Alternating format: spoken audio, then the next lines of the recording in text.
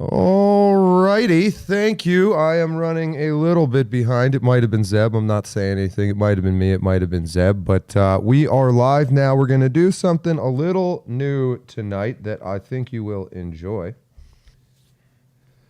And gentlemen, your mics are hot. But we are calling this sort of show. We see our little George Washington down there. Hello, George. Making America, and I at least, and I know the other two gentlemen with me tonight, are very interested in past, present, and future. All three of those. What happened to make America like our little George Washington? How did we get to the present day? And where is it going? And where is it going? Joining me today to talk about this in Studio Center in State College, Chuck Mason. Howdy, howdy. Chuck Mason. He's hammered. Look at that. That scotch glass was full at the beginning of the show. I'm just kidding. Sure. Joining us live from South Carolina, we got our boy Zeb Boykin. What's going on, Zeb? What's up? What's up? I did not have much time to put together anything, so this is what the show's going to look like for now. I will upgrade this, I promise. John, there's nothing wrong with this setup, dude. It's not bad. It's nice clean. and simple. Nice and simple. Clean, and fresh start. That's how we want it. That's how we want to go. So, I mean, I will, let's see if I even remembered to, look at that. I even got the background in the chat. So what's going on, chat? I think you guys will enjoy this conversation as well, but there is a big Judeo-Christian elephant in the room. Maybe we'll talk about that, maybe not. But do we want to start in the past, present, future? Do we want to start with something specific? But on this show, all topics are okay. All language is okay. We may fight a little bit. I'll enjoy it. I won't. I'll probably just sit here and laugh and be an asshole to both of you guys and encourage you to fight each other. But I think fundamentally we're in agreement, maybe, correct me if I'm wrong, that there is a lot of value in understanding the history. There's a lot of value in figuring out what the fuck is going on right now. It's crazy. Forgive me. Forgive my language. And I think there is an absurd amount of value in figuring out where this is going to go in the future. So that is my piece. I'm I guess the de facto host tonight because we were all busy. But I think it's an interesting thing to talk about. So either of you gentlemen have a place you're itching to start? Past, present, future? Do we want to just go? Well, I think that... Should we explain the Judeo-Christian thing? I will get into it when we get into it. right. I don't necessarily want to make it the foundation of all of this. But to me, having studied what I've studied and written what I've written, we are all concerned about where we are in the moment and what this means for the future. Because we see America moving in a direction that is extremely uncomfortable for all of us, and for good reason. But you really can't understand how to preserve America unless you understand truly what the past was and what you're looking to preserve. So it's all intertwined, and how you get there is how you get there. Well said. Yeah, I think Chuck's exactly right. I mean, we can look at where we are and how we got here, right? We have to see what has become of this, you could call it classical liberal ideology that the founders had, specifically Jefferson, that was, kind of countered with Hamilton, that didn't really get his way on a few things. And this is a consequence, a product, a logical conclusion that we are at right now. And it all goes back to the beginning of, 1776, the founding. Well, it absolutely does. And one of the things that, and I've decided I'm going to finish this next book that I've been writing about the battle between freedom and equity right now in America, which is literally our second Civil War, rather. But in my digging for that, in order to show what the vision for America truly was versus what the vision of equity would be, I ended up doing digging and reading through people like Locke and Rousseau and Adam Smith. And I found at this stage of my journey, stuff that I had never even known, was never even taught about America, that would have been critical for me or anybody to understand. And I don't think you can move forward without really truly knowing it, but we don't. And I don't know, we say we're fighting for something in America, but we really don't know the specifics of what we're fighting for or what we truly need to protect. And that's just it's kind of on our education system as much as anything.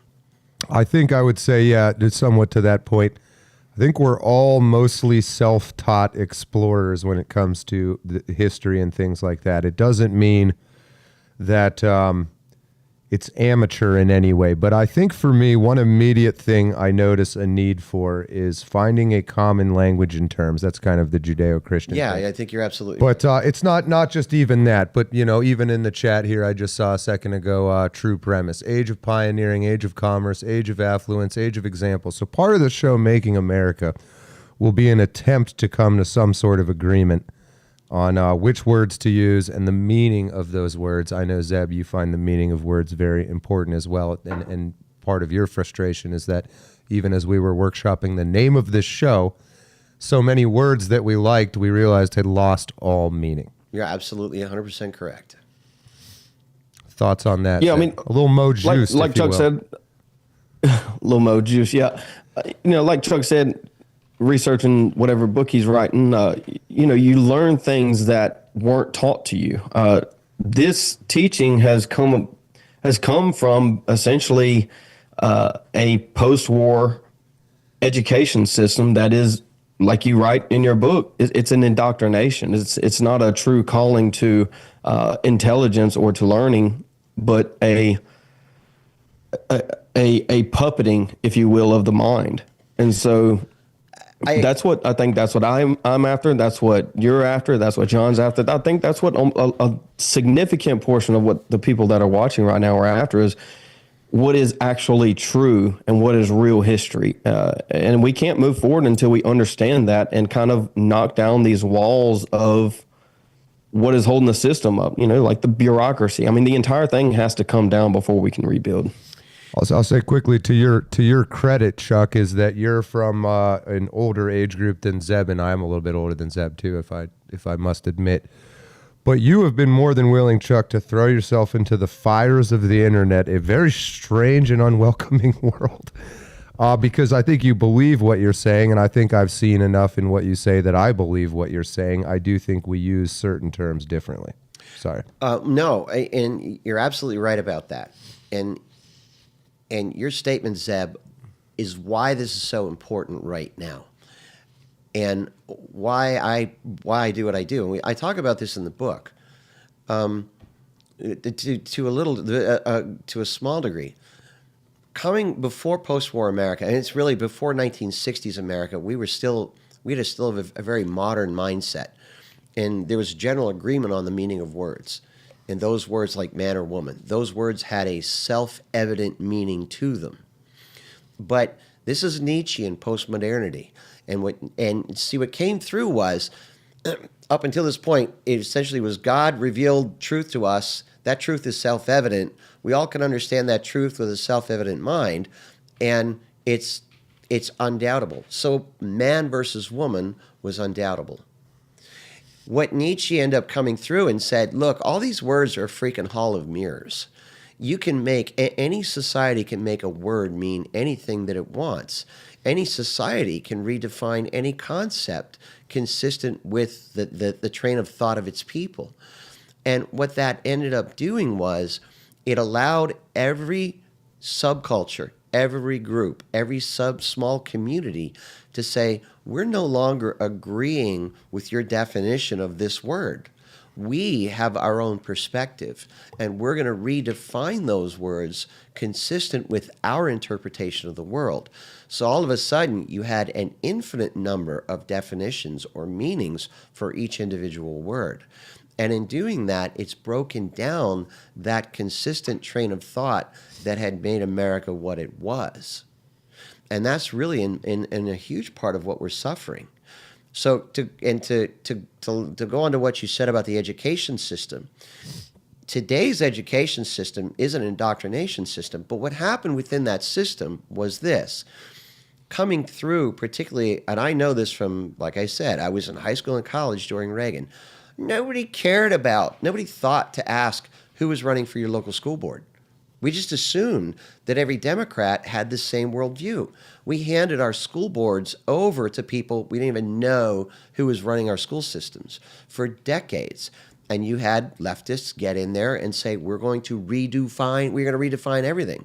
We're going to take this education system over through the long march to the institutions, and we're going to have this education system now indoctrinate with a completely different agenda, with a completely different set of definitions and concepts and foundational principles for the words we have always used. And that's why we're in that's a primary reason why we're in the predicament that we're in. Just throwing up some G.K. Chesterton quotes there on education. Yeah. Go ahead, Zeb. Like John said, I'm big on understanding definitions and words and language and how we use them across separate languages also. You know, I like to give this example of love is love, right? There are different types of love, yet we use love in English, and it allows these Marxists, if you will, humanists, to be able to pervert the term and to a point of umbrellaing all of this degeneracy after the other. Absolutely. And so I do think Nietzsche was correct a lot of times, but I think he missed like some significant points on kind of language and how people operate. I know particularly in it might have been Echo Homo, where he was talking about Genealogy of Morals, where he was talking about the French are the artists and they have the soul, and then he was talking about the Germans, how they have no real soul. It's just they're just going to fall to the wayside because there's no collective, if you will. And this was prior to World War II, but you know, when it came about, the language or the emphasis on the language, not the words themselves, is what I would argue led to German aggression or defense, depending on how you want to define that allowed them to survive. I mean, what's left of the French other than maybe a little art here and there? I mean, they had no will to fight, yet they could build and sculpt all they want. Well, I hear what you're saying, and when I point out what Nietzsche had to say, it's not a defense of Nietzsche. I think Nietzsche is the most damaging philosopher of, you know. Woo! He was. It's a bold statement. No, he was. And if anybody who understands, Skip, you know, what rewind that. What's that? What did you say Nietzsche was? Nietzsche was the most destructive philosopher that has come along. Oh.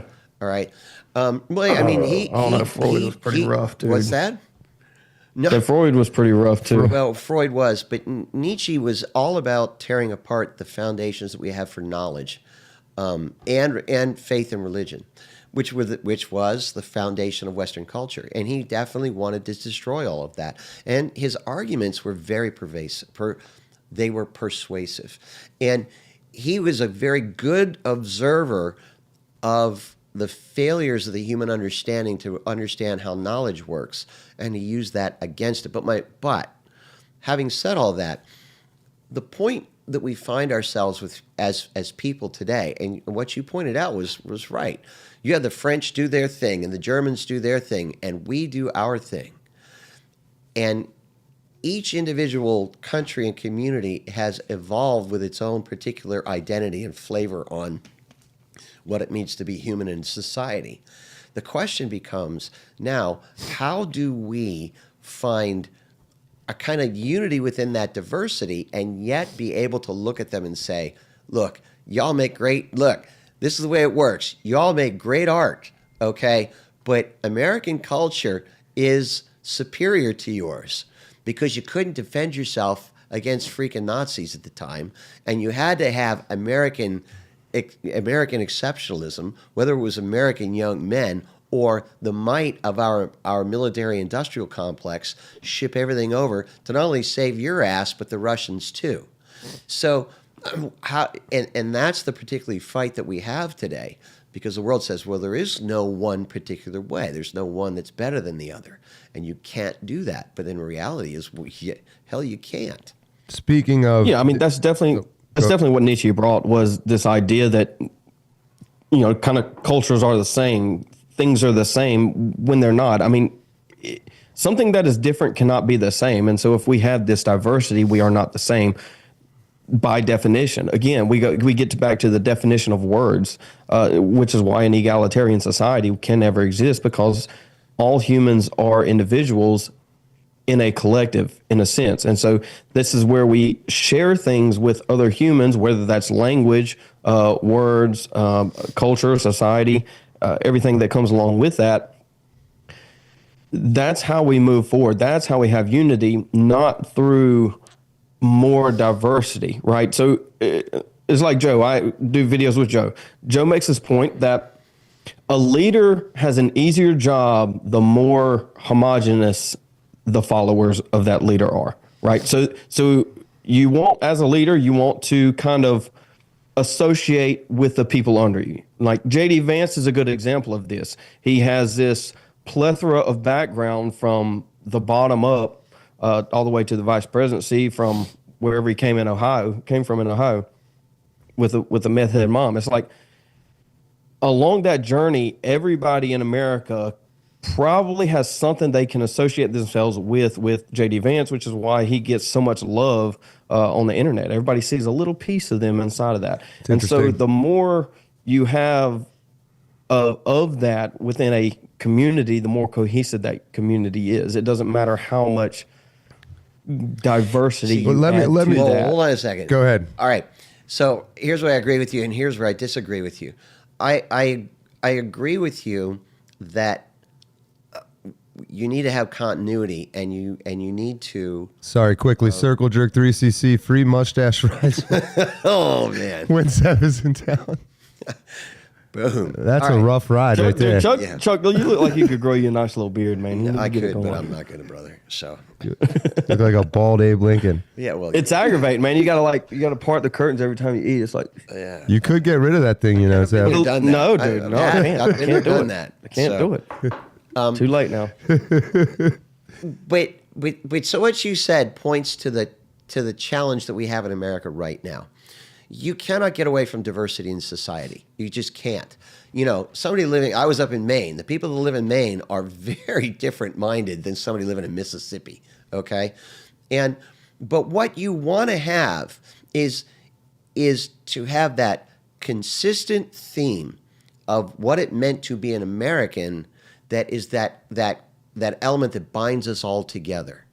So it doesn't matter whether, J.D. Vance is coming from his area, or whether it's somebody is in Mississippi or somebody in Oregon, is that we all agree on what it means. What is this vision of America that we had up until about 1960? And from there on, that's the kind of that cohesiveness and the unity of America that we need to have to carry us forward that we've lost. So I was going to say, if you go back to when the country was founded, where they were able, assuming that this is all true, that they were able to genuinely pull off an independence movement and become the most powerful country in the world. I think, to Zeb's point, they were pretty ethnically and religiously homogenous. We were. Number one. Then, certainly we were. Can it be done? I mean, we're not that way anymore, and it seems like it's going to be less and less. And so this whole Vivek Ramaswamy kind of thing. Well, I mean, does the color of someone's skin matter? Is it their culture that matters? Is it their religion? Is religion part of that culture? You see what I'm saying? So this is a heavy conversation that we're going to have to get into eventually as a country, and I think it's coming about. This is I have my live show on Wednesday, Thursday, Fridays at 2:00, 2:30, 3:00, whenever. Sometimes we're late, but this is a conversation that we're going to have is a question of, are we nationalist or are we economic valuist, if you will, people that take the economy as an American win over taking a nation moving forward and providing for its children as a win. And you can't have both. You can't have an influx of H-1Bs and immigrants and birthright citizenship and everything else, and also not disenfranchise your children. And so this is the conversation that we're going to have. Is it impractical to deport or repatriate everyone that's not heritage American, if you will? no, it's not practical, but there has to be a solution because my children's future depends on it, just like the rest of them. And even, I had this Indian friend, and I kind of talked to him about it too. He has a white wife and obviously mixed children. It's like the influx of Indians are disenfranchising his children also in the same rate. So it's a complex issue. Is it practical? Probably not. But we do have to understand that this conversation of nationalism and family over, I would say, over an economic GDP pro make money policy is going to have to happen, and I think it is happening. If you look on Twitter right now, you see some images floating of the guys that host Contra Mundum on X, kind of floating around. This is Andrew Eisker, got his book back here, and CJ, they're Christian nationalists, hardcore Christian nationalists. And I mean, they're on Tucker Carlson, which is one of the largest podcasts. You had William Wolf in the White House, Christian nationalist. He was in the Oval Office like 2 days ago praying with the president. So these guys are on a meteoric rise. I mean, it's going to happen. It's going to happen quick. And so this idea of defining what is an American is going to be crucial in the next 4, 6, 8 years. Moving forward, and that is the core question of, I guess, what we're going to get after is what truly is an American. Go ahead, John. Circle jerk: true free trade capitalism, not crony capitalism mixed with Christian nationalism. See, I would disagree. I would disagree that you can have true free trade. I would disagree that you can have capitalism without cronyism. I don't think those things are conducive to a Christian nation. You look at something like NAFTA; it completely destroyed the Carolinas in less than a year. I mean, factories were gone after NAFTA. It completely destroyed the textile, the furniture industry, the apparel industry in the Carolinas. I mean, fathers lost their jobs and their livelihood and had to go find other jobs. I mean, this wasn't one or two. I mean, these are tens of thousands, hundreds of thousands of families that went without jobs simply because we wanted free trade, right? This is why I advocate for Trump's tariff program. I think he's being extremely weak on the tariffs.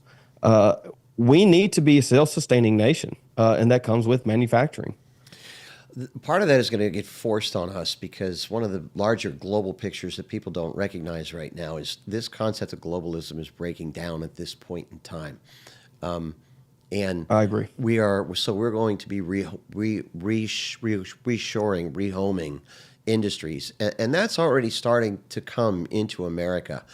Part of why we did that originally was to preserve America in the midst of the Cold War. And what we ended up saying to most of the world was, look, and we take it for granted that the world did not side with China or the Soviet Union back during the midst of the Cold War. But none of that was taken for granted. I mean, none of that was actually a given. So what we told the world was, we will begin to deprioritize us.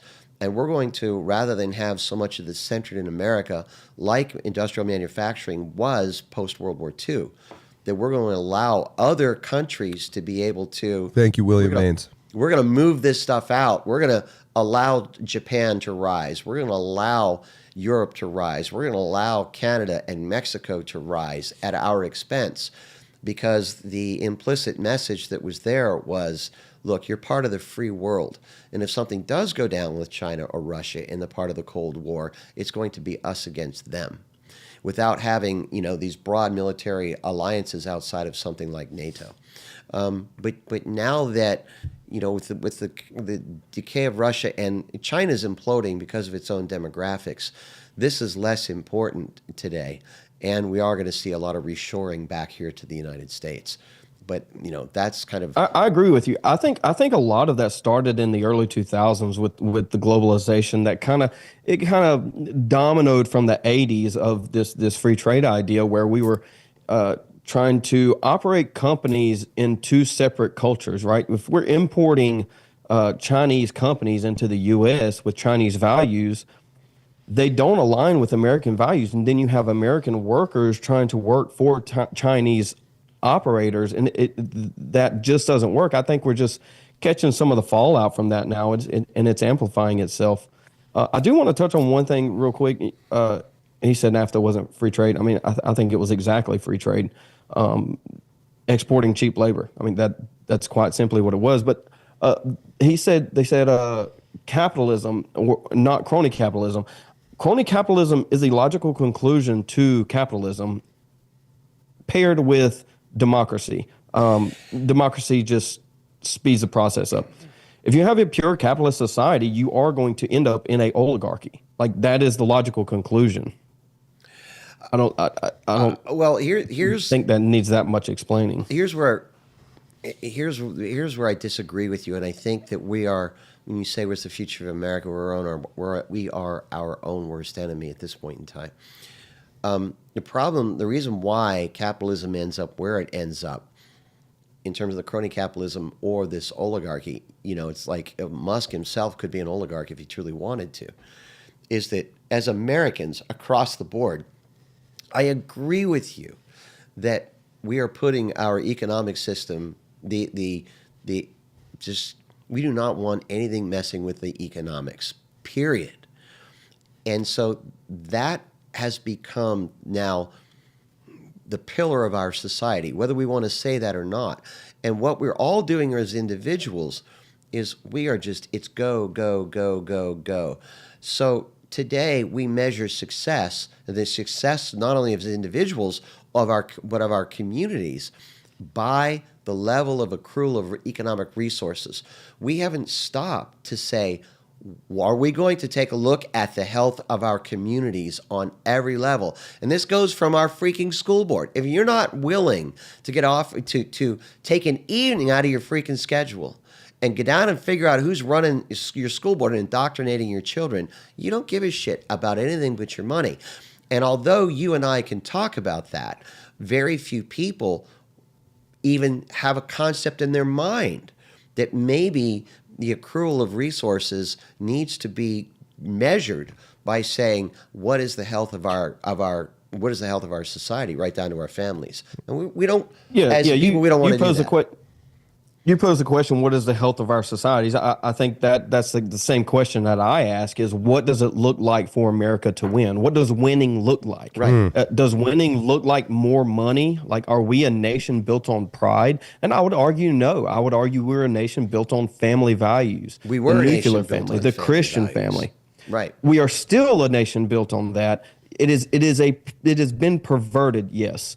But the foundation of the nation is that, and the perversion of that is what we're catching on this fallout. All right. And so the question is, what does winning look like? And I would argue it looks like supplying a country and providing an inheritance for my children and their children and their children.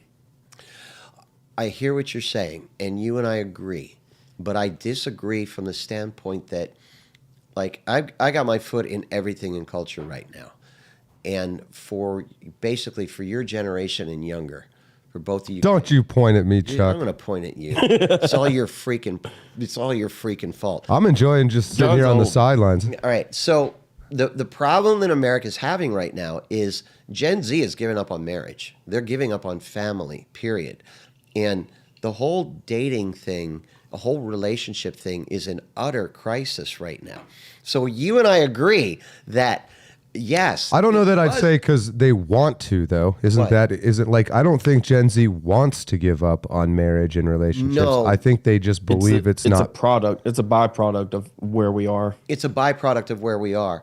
And without going down this whole rabbit hole. So the question is, how do you fix it?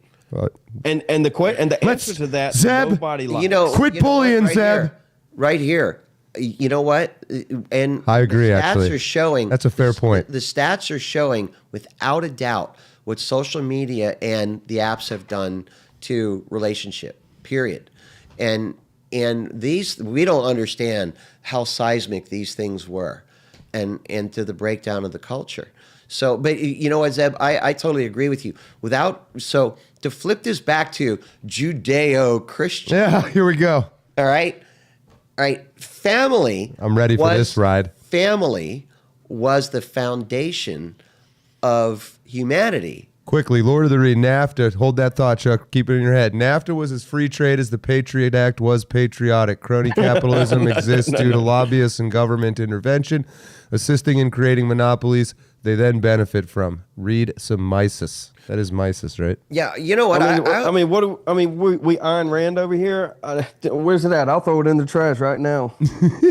Sorry. See, I Finish the thought, Light Chuck. that thing on fire. I warned you to hold it. Did you hold it? What? I held it. Okay. All right, so to get back to what I was saying, remember, family was instituted in Eden before the word in the church. Family is the foundation of all civilization.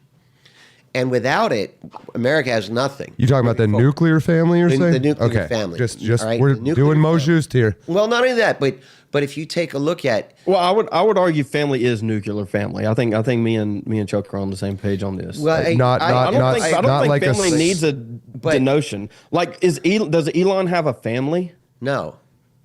He's Elon got doesn't have a 14 kids family. and 18 baby moms. an I don't interesting know question, what's going on actually. over there. No. Your family doesn't include your parents Now- and like your brothers and sisters, like as they get married and they No, have hold on. kids. Yeah, but Well, as wait a minute. traditional, sure. I mean, you have immediate family, but All right. I Remember think the we're on same biblical page, model John. of family. Confused us. Remember the biblical model of family is man and a woman and their children. But that nuclear family was embedded in an extended family, and that extended family was just as important as the nuclear family itself.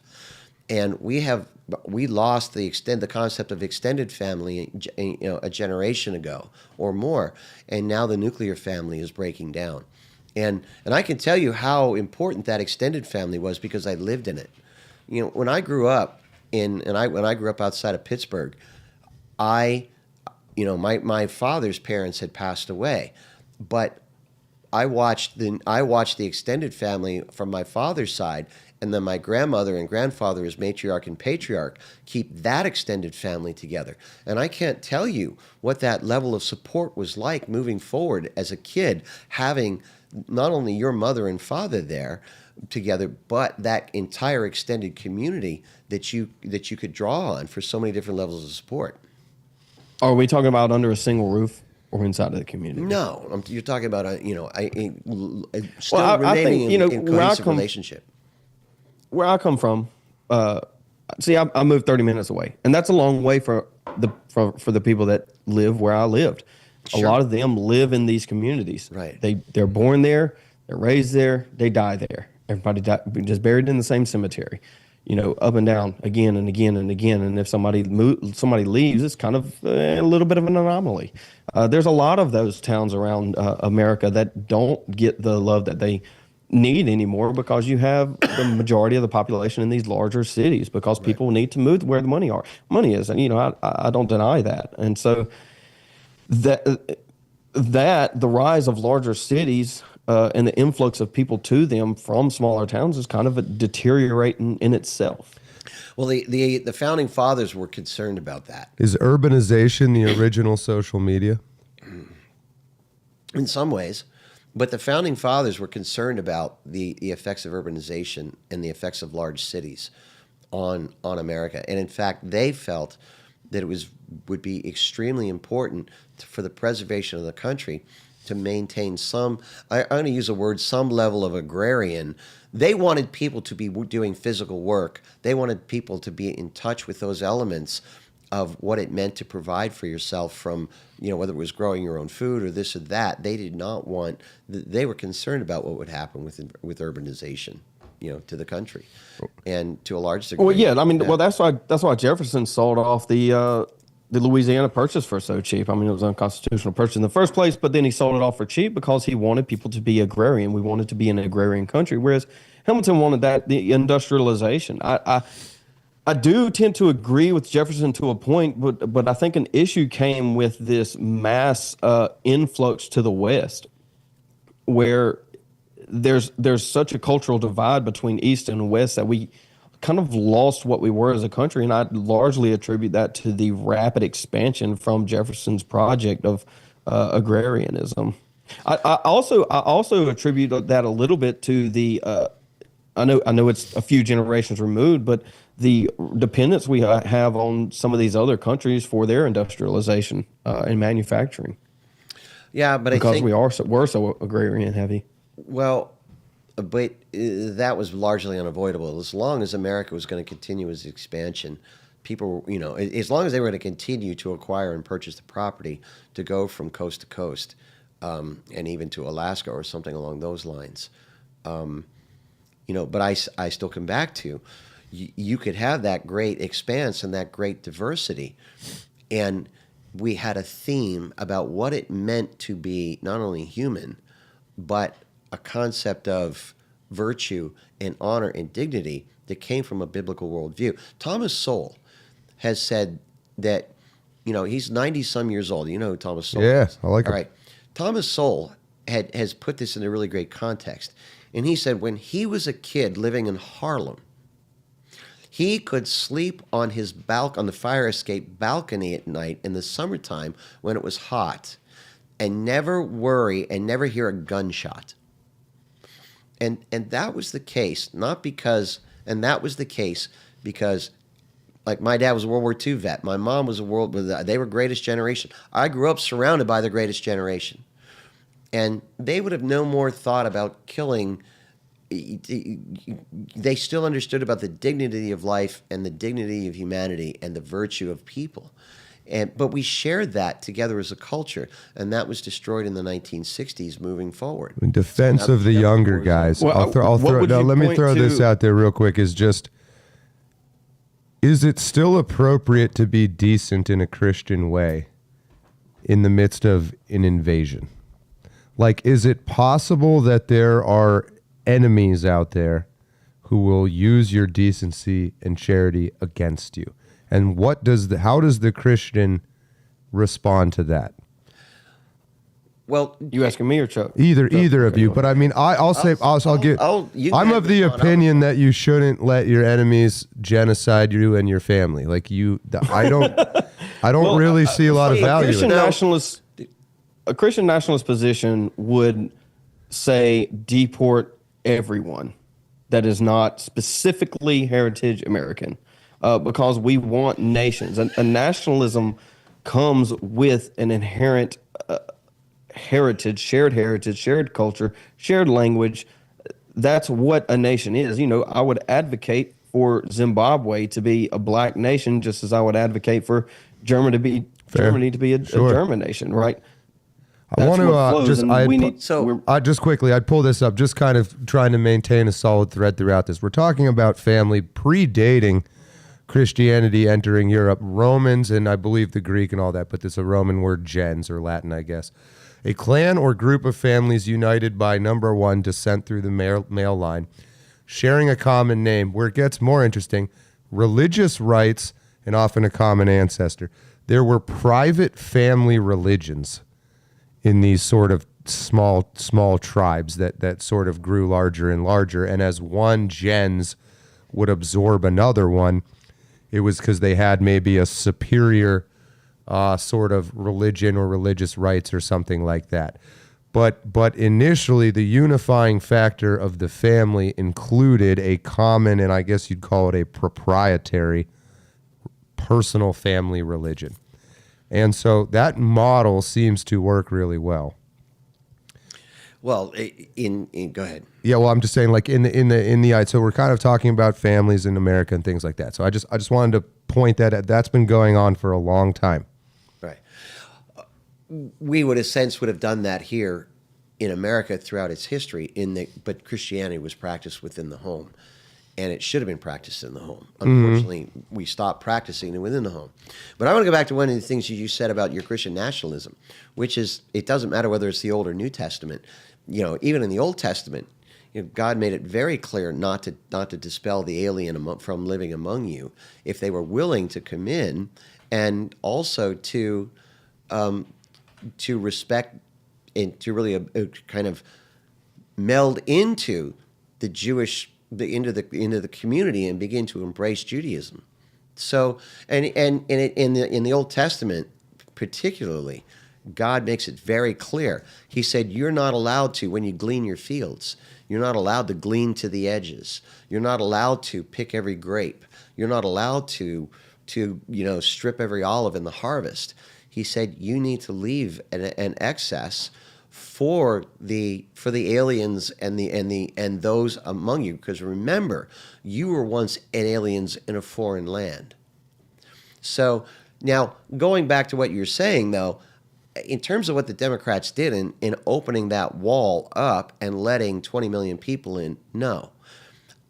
You can allow, and remember, America did, even with the mass immigration that they did throughout the late 1800s and through the early 1900s, they came to a point where they shut it down and they said, we're not having any more immigration into the country, because they wanted the people who came in, even though there was a diversity of different, whether you were Irish or whether you were Italian or whether you were Jewish, that they wanted you to assimilate and absorb and do really what the Old Testament had said, to become American and to imbibe that. So, I do have problems with Christian nationalism, and this would be one of those, one of the in many, but not many, but several significant ones. So, Zeb, your response. Well, I don't, I mean, you talk about them shutting down the border in the late 1800s. I mean, we deported like 2 million Mexicans or Hispanics, if you will, that had citizenship back to Mexico. I mean, this isn't outside of the realm of history of us just repatriating people. I mean, that's what Lincoln was advocating for prior to the Civil War. He wanted to repatriate slaves without emancipation.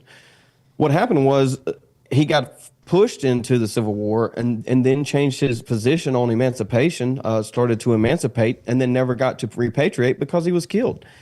And so this isn't beyond the scope of history to advocate for a free white peoples to vote and to be citizens of America. I mean, that's what the founding fathers were founded on. I mean, the 1790, 1795, 1798 were all Naturalization Acts were all specifically about European peoples.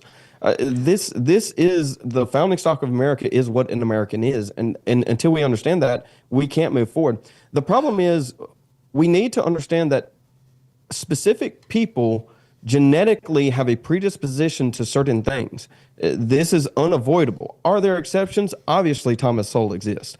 But to the point is, we cannot operate on exceptions. I moved to Florence. You're making a genetic argument? Absolutely. Why wouldn't I? Like, well, you're saying, it sounds like it's what inseparable. You said. What's that? It's inseparable. What's inseparable? Because their predisposition comes with genetics. In what way? Chuck, do you think people are? Well, go ahead, Zeb. Well, it all depends on what you're saying. Are you saying in every way? Well, are you saying that African Americans are less intelligent genetically? Yes, I mean that's been proven since early '60s. Since fucking when? I mean this.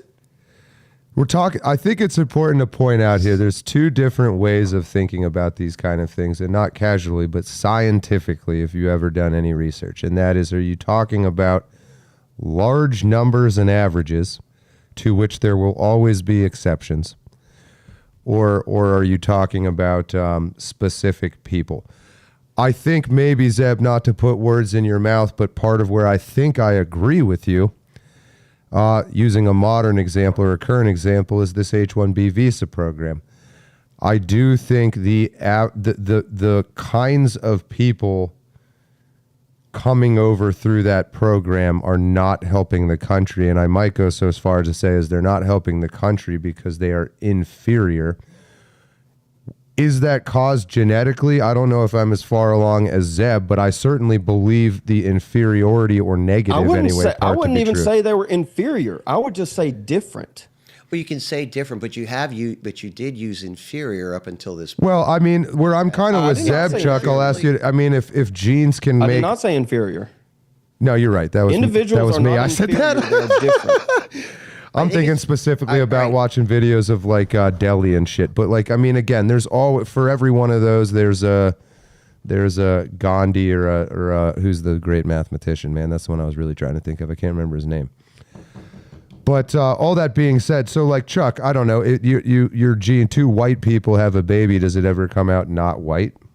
I don't think so, to my knowledge. But again, and another thing we know is we know intelligence is very highly correlated in large numbers with genetics. Like two smart people tend to have smart kids. Right. Two idiots tend to have a stupid kid. Yes. However, two smart black people have a smart kid.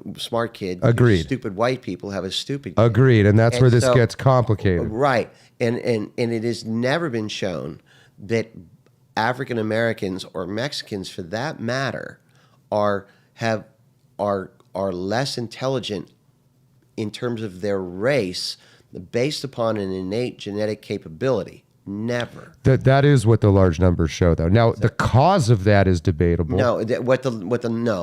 Here's what I'll argue with you. Now, Black America lags behind white America every year. Now, hold on. Isn't that contradicting what you just said? No. Okay, go on. No. Go on. Let him finish, John. No. I'm going to let you finish, like Kanye.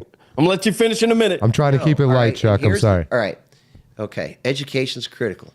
All right. So Black America lags behind white America every year across, and that's what the chapter on critical race theory in the book is.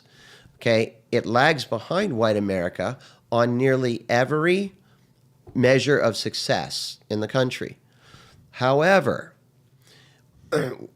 when you begin to normalize factors, when you take a look at black kids raised in two-parent homes with certain income levels versus white kids raised in two-parent homes with income levels, the differentiation disappears. I don't know that that's true. It is. It doesn't, though. I think It doesn't. I think the opposite is true. Absolutely it is. We're going to have to pull up some studies Go at ahead, some point. go ahead doesn't and pull show up it. some studies. If you're going to sit here and tell me that black people are genetically, racially inferior and less All intelligent, right, let me ask you this. You've got no basis for that. I absolutely do. But let me No, ask you you this. I don't know, just pick any race. I mean, are Icelandics genetically larger than everybody else?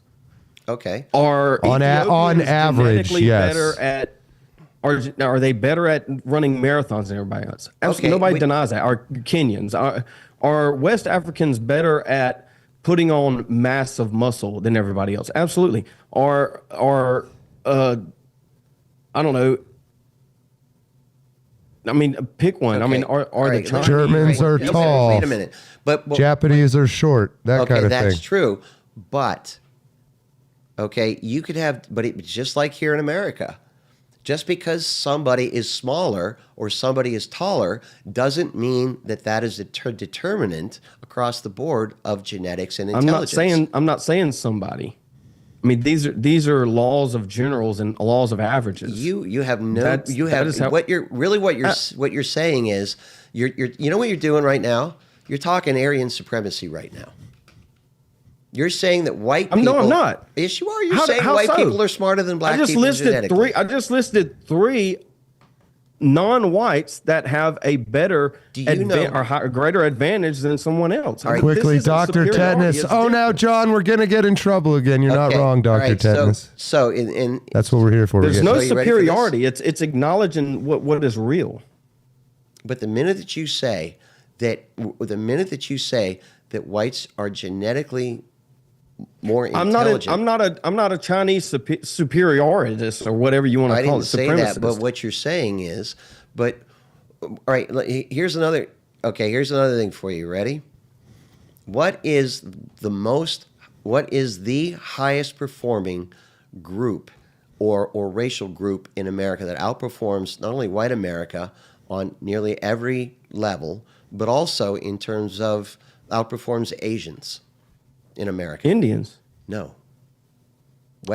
Who? West African immigrants, and they're black. Okay, so Coming from- I just need to point out here quickly is that any immigrant that gets to the United States is almost universally descended from high IQ, wealthy parents. You don't get to the United States unless. So if you want to say West African immigrants do really well, I would agree. Do you want to take the average performance of West Africa and roll that into the numbers? Then what happens? No, but no, they're the kids of the people, the West Africans that are coming across here, okay, are not. They're the cream of the crop. No, they're not the cream of the Yes, crop. they are. No, they're not. 100% I mean, yes. what are you measuring? I mean, you say success. I mean, what are we measuring? I'm not talking about success.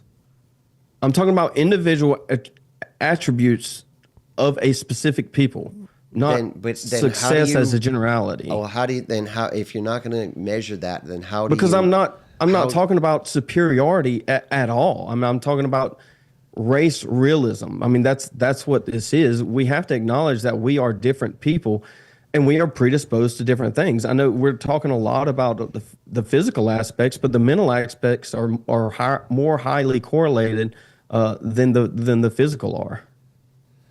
I think it's a fair question to back off of any of the loaded or emotional parts of the question or logical ones. But Chuck, surely if you agree people can be physically different, then do you think there's a genetic component to intelligence?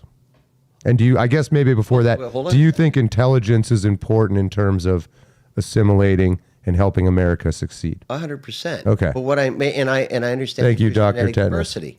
I understand that there's genetic diversity, but I won't agree in any way, shape, or form. And I think there is absolutely no evidence to say that black people are less intelligent across the board based upon some level of genetic and genetic intelligence. You could say Thomas Sowell's even wrote about this. He has, and you can say that just what you're saying in large numbers is not true. Of the studies that have been conducted, you can attack the studies. You can attack IQ as a valid metric of intelligence. All right. But there's been studies of Somali IQ. There's been studies of average Indian IQ. It's anywhere from like 70 to 80. It is well below. Just like there's studies that show the average All right. Chinese intelligence is 110. It's higher than whites. But that is what they say. Like across populations, there are Let's do this. statistically significant differences. Let's do this.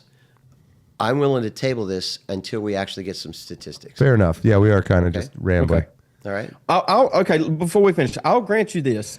I'll grant you that the Africans that live in Africa have a lower IQ because they live in Africa, because they don't have access to the nutrition, because they have to fight off malaria when they're kids. I mean, this is For evolutionary extremely reasons. general. Okay. Yeah. And so they don't develop mentally in the same way that they have to physically. And so even when you come to the U.S. and you control for those variables, it changes ever so slightly. Chuck, do you think black people on average are more athletic than white people?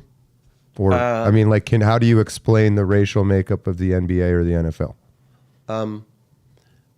Well, yeah, I think you could, in terms the NFL is more diverse than NBA. But it's way more black than the population is. Well, the NFL is more diverse specifically because football is a unique sport in that everyone can't play every position. I still don't know that it's that diverse. Well, Let me see if I can find the but number. Hold on a second. It's you're diverse correlating apples enough. to oranges here, John, and here's the reason why. Okay, I'm listening. Okay, it's because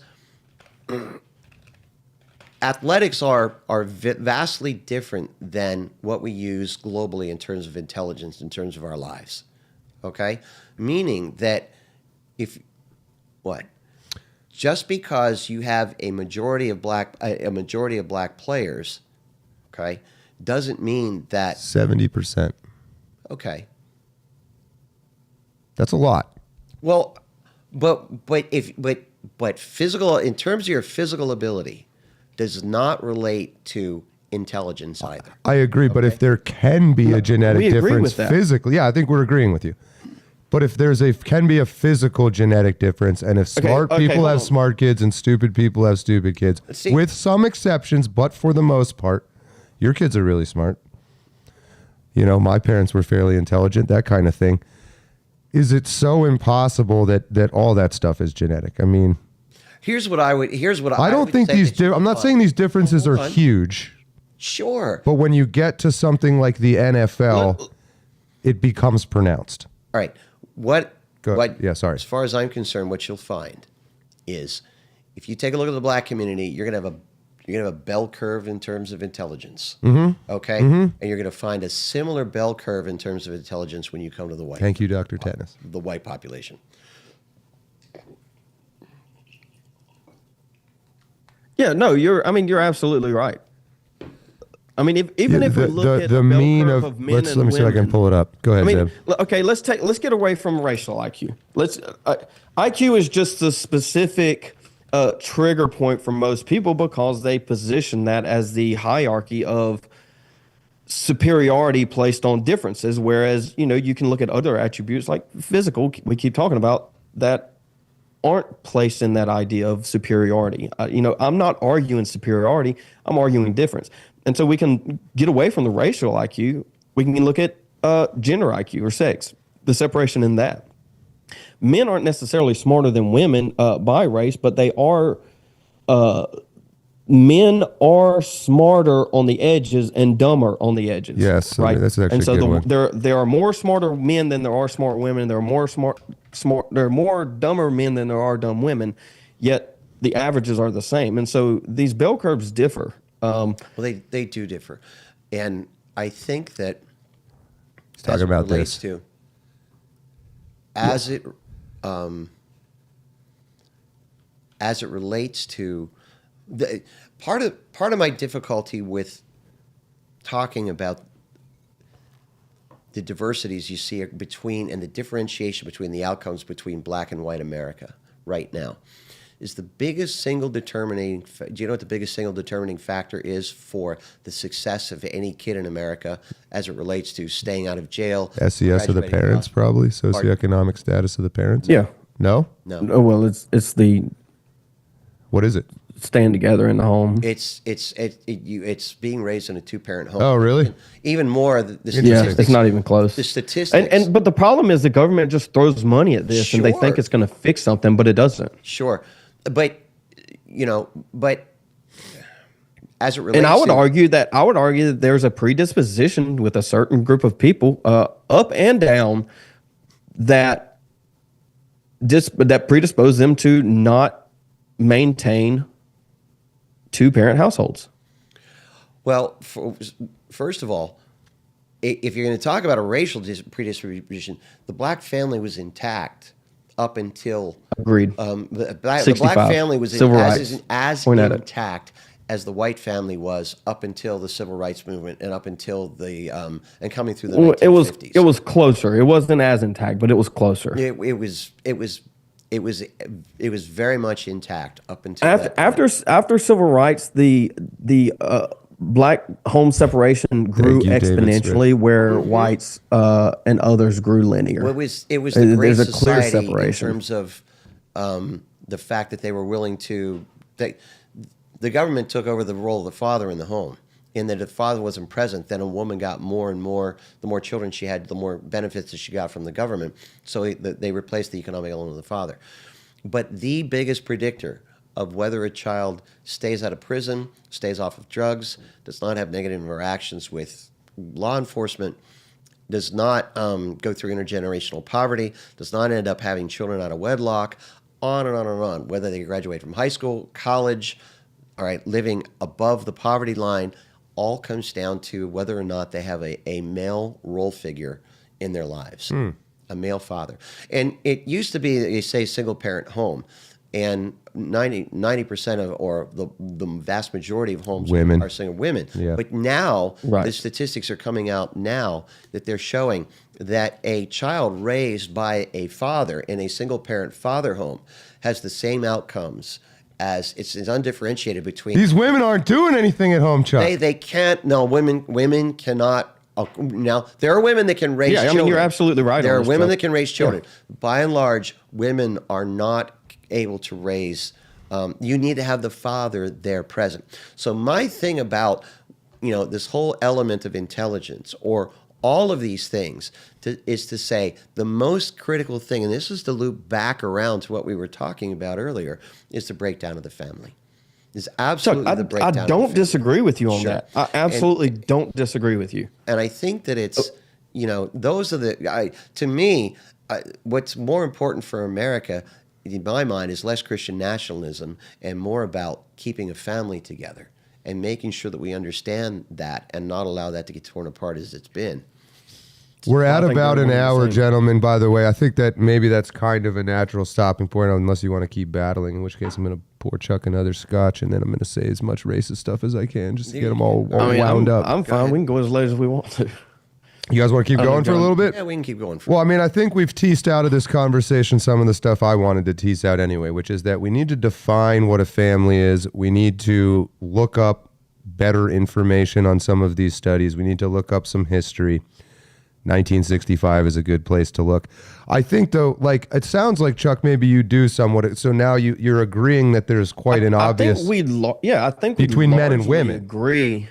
Like men and women, there's a big genetic difference going on there. Well, absolutely, there's a huge... All right, so we can hate on women in Chuck's presence. You can hate on women all you want. Specifically Nancy Mace. We just can't talk specifically have about to hate what on Nancy color Mace. those women are. We just have to Chuck, I am a humanitarian of when it comes to hating women. I hate all races of women equally. All right.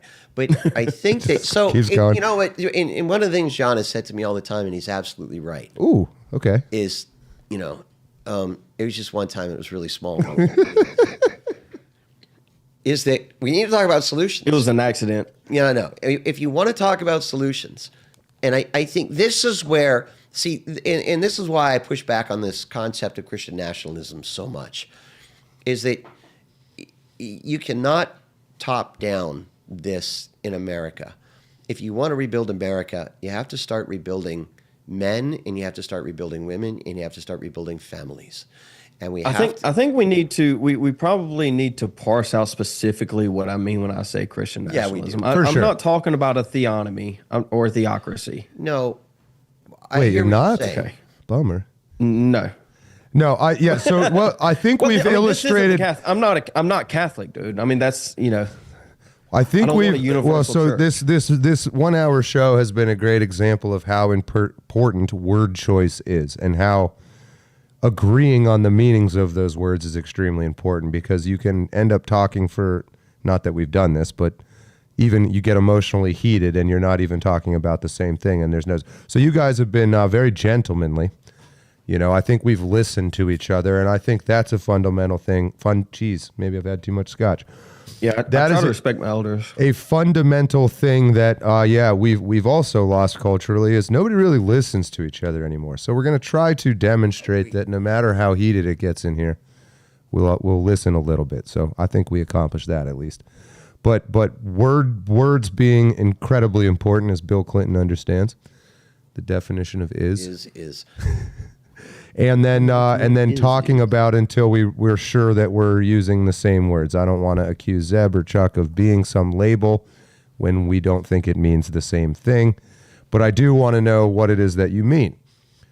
And so, I don't know. That's my 2 cents on that. I didn't mean to go that long. Well, I think it would be good to hash out, like you're saying, Zeb, what it means for Christian nationalism. I'm curious myself. But I also think for us, the best thing that we can begin to do in this is begin to try to come up with strategies that people can implement within their own lives. Quickly, thank you, Lord of the Ree. I saw you say earlier you sent me the wave files. I did see that email, so I have seen it. I have received it. Thank you. Sorry, go ahead.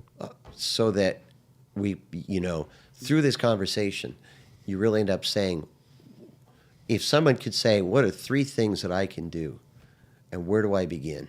And maybe you come up with 10, but out of those 10 things, those 10 action statements, where people can say, I'm going to begin to do this today in my life. I'm going to be able to tackle these 3 core issues that I can do for myself out of these things, and to be able to begin to move forward to make change and make a difference. And I think that's really, really so much of what we need to do. I agree with that. Yeah, I agree with you. That's you're kind of parroting Jordan Peterson a little bit. Clean your room before you go out and try to fix the world. Absolutely. I think that's exactly what we need to do. It's absolutely it is. I do think we do need like some version of an overarching theme. to the point of, do we need to create a parallel society or a parallel economy to kind of build it up and kind of usurp the main, or do we need to kind of reconquer or retake the industries that exist, the academics specifically, kind of those things moving forward. I think that's a discussion that we can have is where do we build, where do we reconquista is with the word they like to use, reconquista Spain. these Conquistadors. academics Take that it we've over. lost. Right. Well, you know what I think to give people something that they could do locally to start is to think about building your own network of people around you and to begin to say, hey, what media are we going to consume? When you say network, do you mean family? Well, no, but see, that's good because in the breakdown of the family, you want to try to build a community. Now,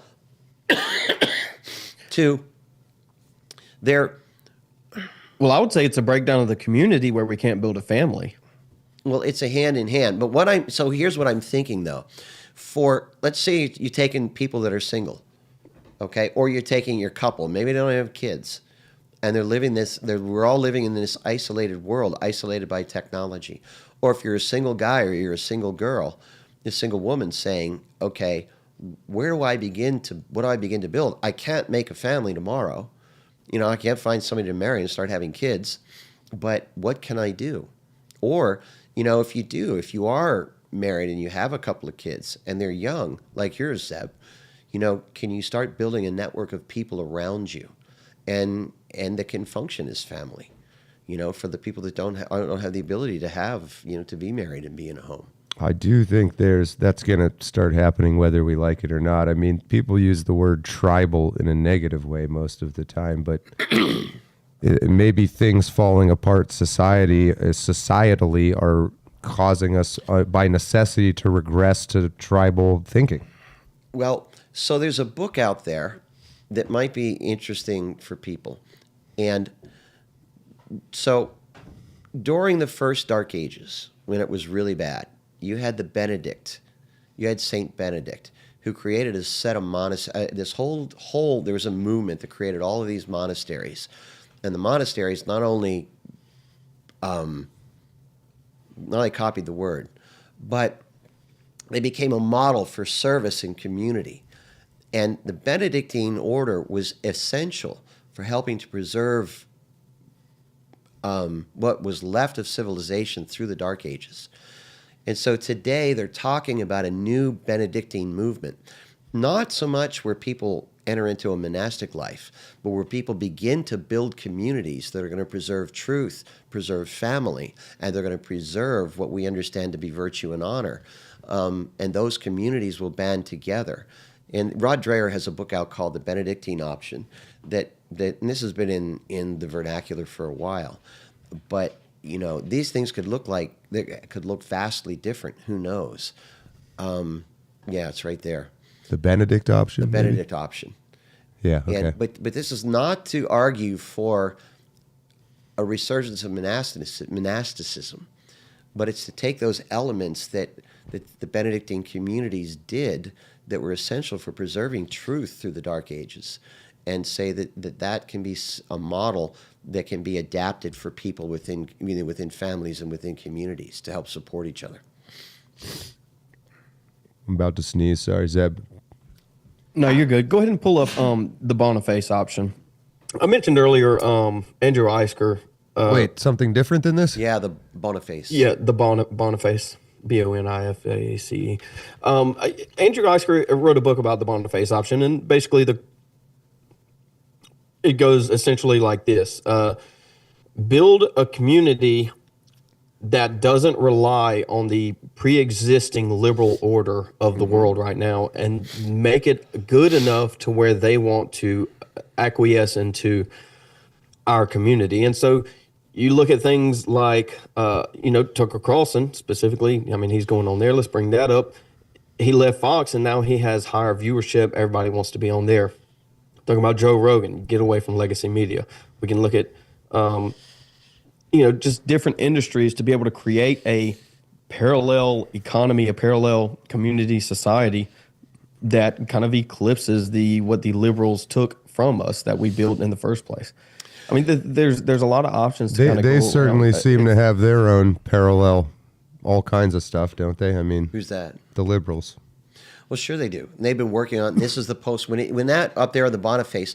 So when you talk about Boniface and Benedictine, they're both coming at this from different. I would not having read or compared both of them, but I think that there is a tremendous amount of overlap here in shared vision within this. But if you go back to when he says in the Boniface option, where was it? In Talking about Benedict? No, go back to the one that he had there, the Boniface option. This one?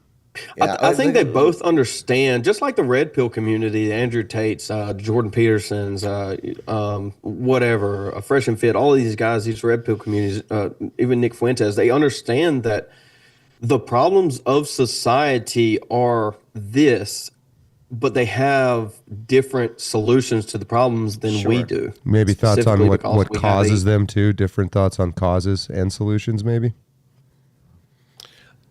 Yeah, but I think, probably. but to your point about what you'd said, there are different ways to skin this cat, and I understand that. But I think that for us,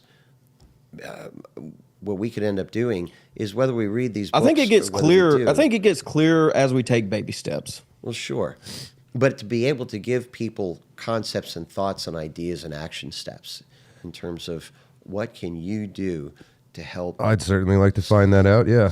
to stem this tide within your life, Well, that's part of what I did on that last podcast that I did when I'm struggling. Good video. I like your videos, Chuck. To I'll say this, and maybe we end here. What have we found that we agree on? And I'll throw this one out there. Do we agree that things right now are shitty? Can we agree on that statement? No, we're not even going to agree on that? Well, no, I They think could be better, no? This is not be the a lot greatest worse. moment of human history, is it? Well, I will at least agree with Zeb here that Chuck would agree with we that. are. No, I mean we are in a. Feeling lonely over here, Chuck. Well, not feeling like part of the family. Because you're the same thing. We are economically. I feel like I'll say this. Well, I let feel me like finish we're this at the point. edge of We a are- cliff. We are on the edge of a cliff, but we've never been doing better, quote, economically on so many levels, but yet Like quality of life and quality access of to life and all medicine of and that those kind of. things. Yeah, it's But hard to disagree with that. Drowning, and we're really on the edge of a cliff when it comes to those elements that sustain that. Well, I mean, we have easier access to that kind of stuff than ever before, but it feels like people are almost unhappier than ever before, which tells me that there's something fundamental missing from what we have access to. 100%. And that could be our own individual we have to faults. return. Like maybe the access is there and we don't have the balls or energy to go pursue it, or maybe the access is restricted. Yeah, I don't know. But this is just step one. I'm not Well, I don't mean to keep like trying to wrap it up. I just, man. Yeah, I mean I mean, think we're we can gonna wrap it get up. there I in think it's a an cycle. episode or two. Is are we all just along for the ride under the false impression that we can do anything about this? Is this just how it goes? I don't know. Yeah, I mean, I come at it that probably yes, but that doesn't mean that I shouldn't try. Same thing with everybody else. I would think I would As agree a with you. collective, if we, I am a collectivist at heart. I'm not an individualist, and this is my issue that I have with the post 40, 50, 60, 70, 80, 90s is that there was such a rise in radical individualism that it just destroyed communities, and we're feeling that throughout the day, and social media has amplified it too. And so this rise of quality of life makes people move into an egalitarian-ish society, and well, once you get there, you just end up back where survivalism. Quickly, nobody's special. Am I wrong in my feeling that J.D. Vance has a good grasp of some of this? Absolutely. J.D. Vance had a Seems speech like a the thinker. other day that he gave to the EU, talking about how manufacturing has to come back to the U.S. because companies in the U.S. were trying to manufacture things outside of the U.S. and these separate cultures and separate economies and separate ideals and values cannot work together, and there's so many issues. And so you have to have everything, quote unquote, under the same roof. for everything to run as smoothly as it should, and it's causing problems that ought not exist. Just specifically on the economic side of that thing. Well, I think that, America is going to rehome what it needs to at this point in time, and I think we understand the vulnerabilities that we have. Not everything can come back to the U.S., but there